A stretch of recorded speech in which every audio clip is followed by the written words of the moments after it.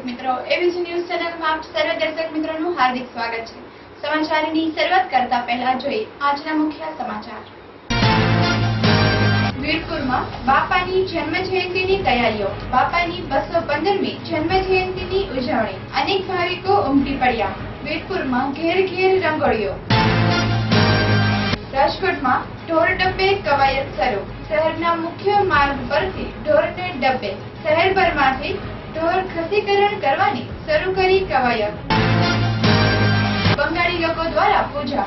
મહાકાળી માની પૂજા અને સ્થાપના। 5 દિવસ સ્થાપના અને પૂજા, છઠ્ઠા દિવસે વિસર્જન। બંગાળી લોકો દ્વારા થશે વિસર્જન। આ હતા મુખ્ય સમાચાર। સમાચાર જોઈએ વિસ્તારથી। વીરપુરમાં જલારામ જયંતિની તૈયારીઓ। અનેક શ્રદ્ધાળુઓ ઉમટી પડ્યા। બાપાની 215મી જલારામ જયંતિની તૈયારીઓ ચાલી રહી છે। દૂર દૂરથી ભક્તો પદયાત્રાળુઓ વીરપુર આવી પહોંચ્યા। ઉપરાંત જલારામ જયંતિ નિમિત્તે વીરપુરભરમાં ઘેર ઘેર રંગોળીઓ તેમજ તોરણો બાંધવામાં આવે છે। વીરપુર યાત્રાધામ હોવાથી શ્રદ્ધાળુઓ રજાઓના દિવસોમાં ઉમટી પડ્યા હતા, ત્યારે વીરપુરમાં ખૂબ ઘસારો જોવા મળ્યો હતો। 215મી જન્મ જયંતિ નિમિત્તે હજારો શ્રદ્ધાળુઓ જલારામ બાપાના દર્શને વીરપુર આવી પહોંચશે અને જલારામ બાપાના જન્મ જયંતિની શાનદાર ઉજવણી કરવામાં આવશે। અહેવાલ હરેશ ભાલિયા સાથે કિશન મોરબિયા, એબીસી ન્યૂઝ વીરપુર।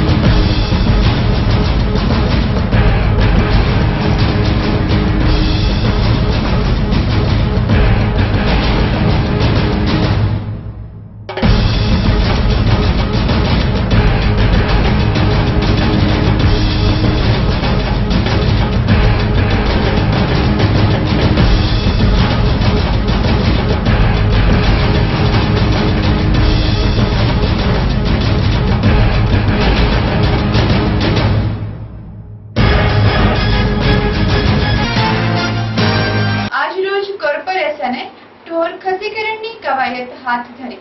આજરોજ એરપોર્ટ ફાટક પાસેથી કોર્પોરેશન દ્વારા ઢોર ખસીકરણની કવાયત હાથ ધરવામાં આવી હતી. ઢોર ખસીકરણની કામગીરી ઘણા સમયથી શરૂ છે, છતાં પણ શહેરમાં જ્યાં જુઓ ત્યાં ઢોર જ નજરે પડે છે. શહેરમાં રોડ પર પણ ઢોર નજરે પડે છે, જેથી આજરોજ રાજકોટના મુખ્ય એવા માર્ગ એરપોર્ટ ફાટક પાસેથી કોર્પોરેશન દ્વારા ઢોર ખસીકરણ કરવામાં આવ્યું હતું. અહેવાલ ધવલ ગોહિલ સાથે તેજસ ત્રિવેદી, એબીસી ન્યૂઝ, રાજકોટ.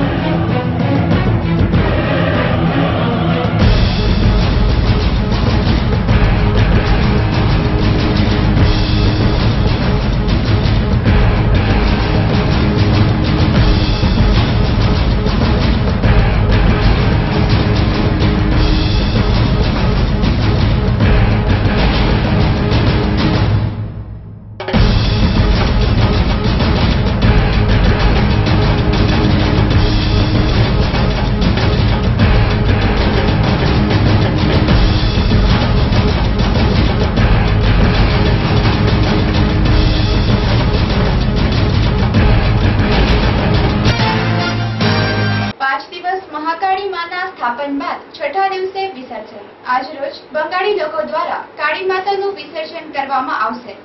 સતત 15 વર્ષ થયા બંગાળી લોકો દ્વારા કોઠારિયા નાકા પાસે મહાકાળી માતાજીની મૂર્તિ બેસાડવામાં આવે છે, જેના દર્શન કરવા અનેક ભાવિકો ઉમટી પડે છે.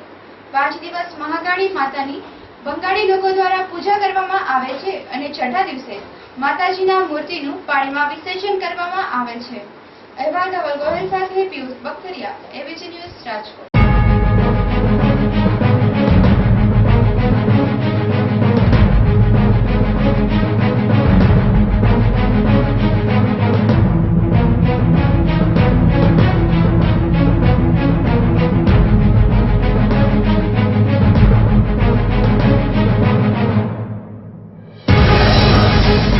શું નામ ભાઈ આપનું? શંકર મોહનભાઈ દ્વારી. આ તમે મહાકાળીની મૂર્તિ મૂકી છે, કેટલા વર્ષોથી તમે મૂકો છો? 14 વર્ષ. 14 વર્ષ. કેટલા દિવસ માટે હોય? આ 7 દિવસ હતી. પછી આનું વિસર્જન ક્યાં કરો? આજે વિસર્જન છે. આજે જ છે વિસર્જન? આજે છે વિસર્જન. આ શરૂ કેટલા દિવસથી થાય? કાલી ચતુર્દશી દિવાળી આવે ને, દિવાળી ઉપરથી ચાલુ થાય. આજે વિસર્જન? આજે વિસર્જન છે.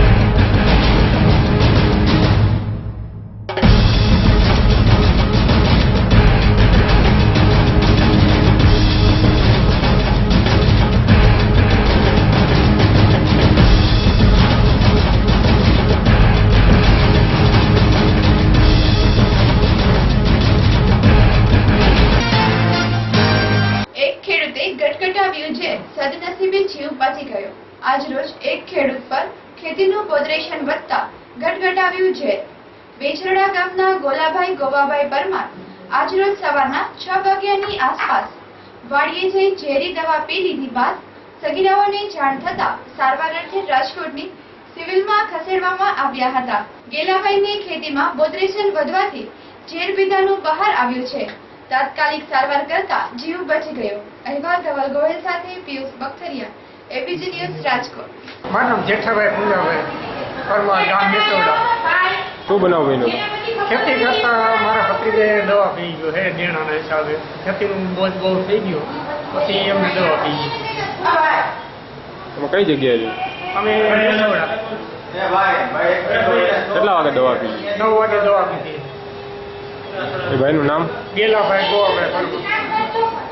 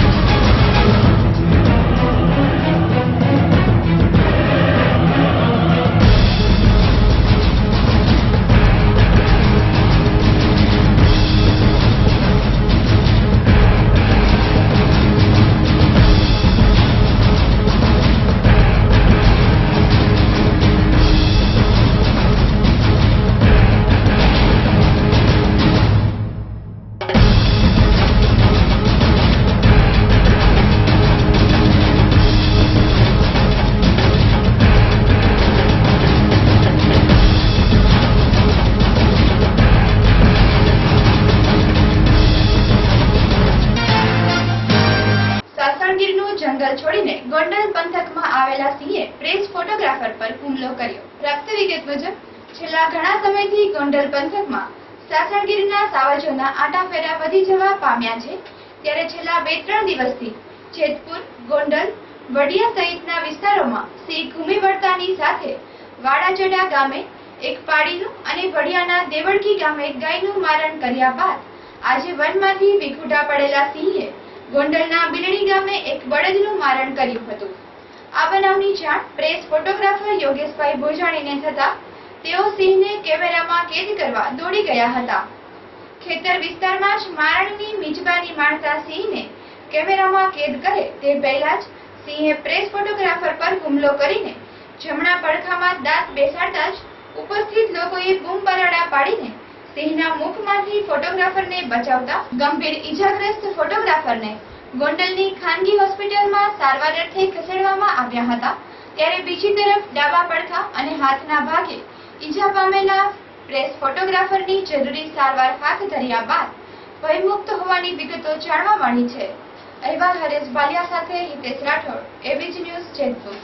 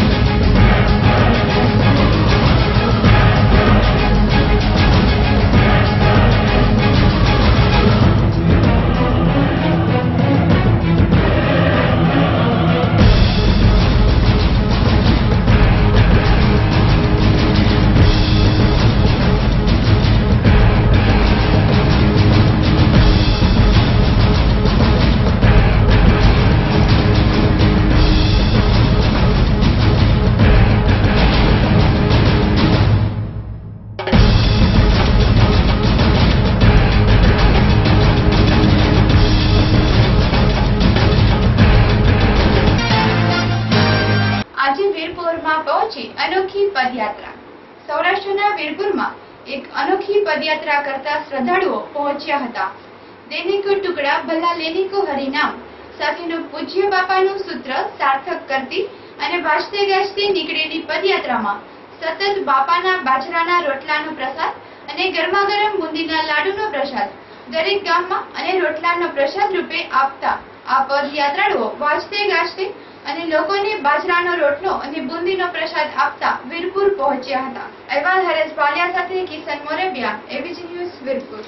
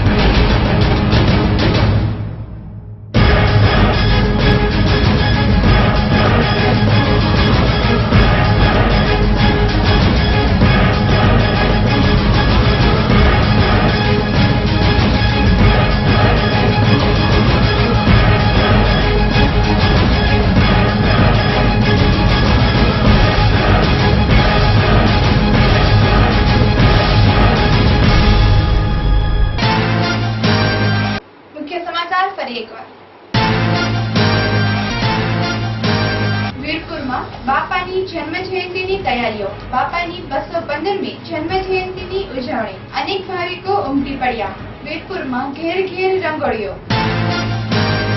રાજકોટમાં ઢોર ડબ્બે કવાયત શરૂ. શહેરના મુખ્ય માર્ગ પરથી ઢોરને ડબ્બે. શહેરભરમાંથી ઢોર ખસીકરણ કરવાની શરૂ કરી કવાયત.